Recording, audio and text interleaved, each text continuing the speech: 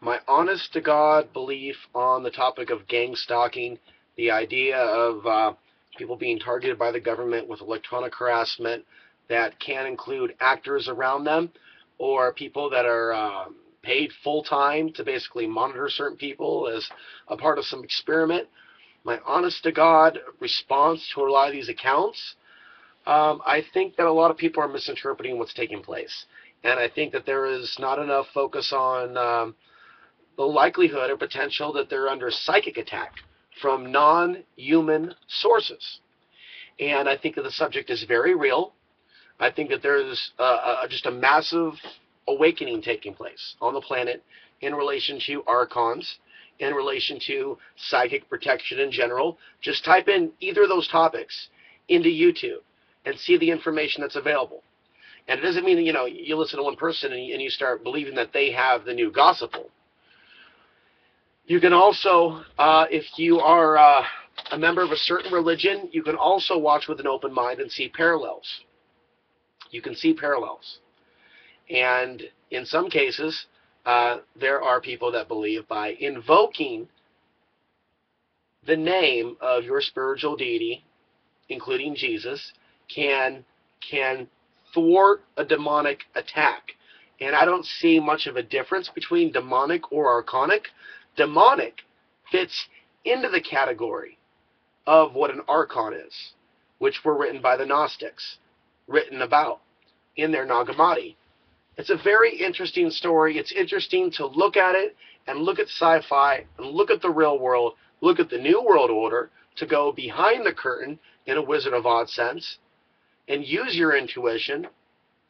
There's something here. There is an evil grid over the earth. The earth is some sort of domain. We got to get right up here with what's really going on and why we're here and how we really get out. And beyond this lifetime, I know there's so much more, but this is stuff that a lot of people, it sounds too far out, but there's a bigger picture, that there is a dark side that may be capable of something that is superhuman or beyond human. People have a hard time with it. People have a really hard time with it. I know this. It's difficult to talk about this stuff and face such opposition. And sometimes I think those energies or influences are trying to keep people in a lowered state of awareness and consciousness to prevent the conversation from maturing forward. And the dark side loves to be feared. It loves to inject that terror into people. So what I think is happening with some of the gang stalking stuff, people are misinterpreting what's taking place with them. There may be some people that are being experimented on. There is satellite terrorism. There are ways we're affected by cell phones and Wi-Fi and other things and smart meters, but that's only one aspect. But there's even a darker system behind even that system. But there are other forms of technologies that can cause the ringing in the ears that is not from a human source. I believe this. And for whatever reason, some of us are on a radar. And we know what that's like.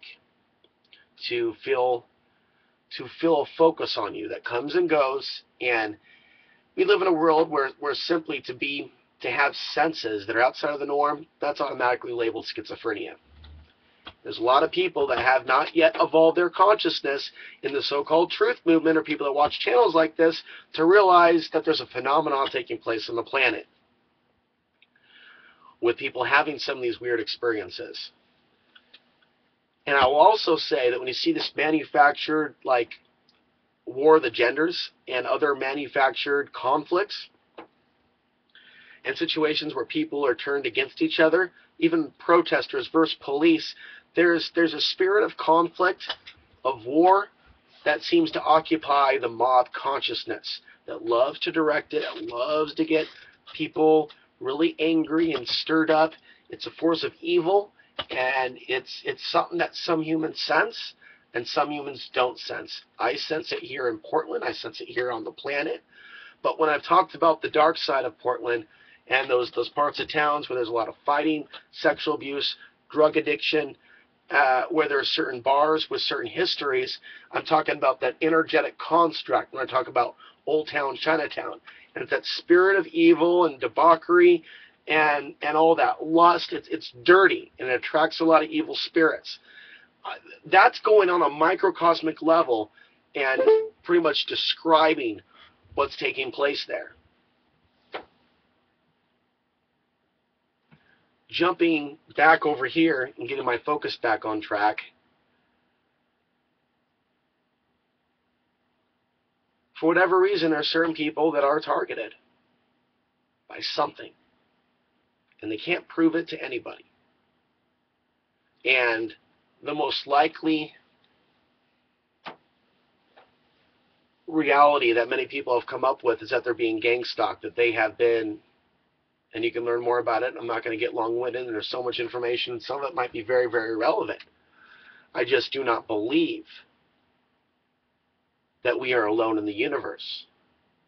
And there are more dark spiritual entities that there are men in uniform that are working full-time just harassing a few people that operate out of vans outside someone's house, that pretend that they're a checker, that pretend that they're a role player in someone's life because they're assigned to watch this person.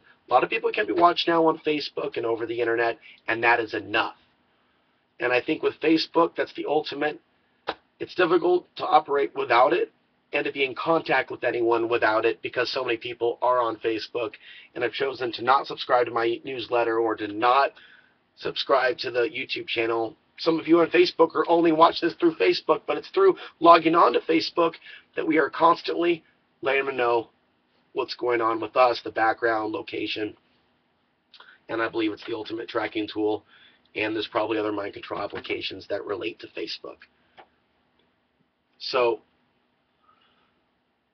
there is something going on, and I believe it's from a non-human source, and by dabbling in certain theories can really discredit someone and can appear to make them genuinely look crazy and maybe even seem crazy to themselves.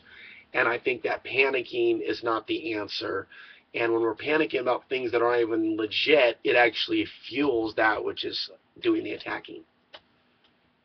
So some sort of overriding of the fear must take place first and foremost, and not some panic that, inevitable death is coming. There seems to be a pattern here with people being implanted with a sense of impending doom, and that being very much a part of the psychic attack. And I don't understand why it is a stretch of the imagination for some humans to understand that there are things out there in this universe and reality that we just don't understand. And it is never attractive to see people act in an ignorant fashion. And they say, because I can't see it, touch it, smell it, taste it, or feel it myself, it can't be happening. There is something happening. There is a reason why there's a global DNA database.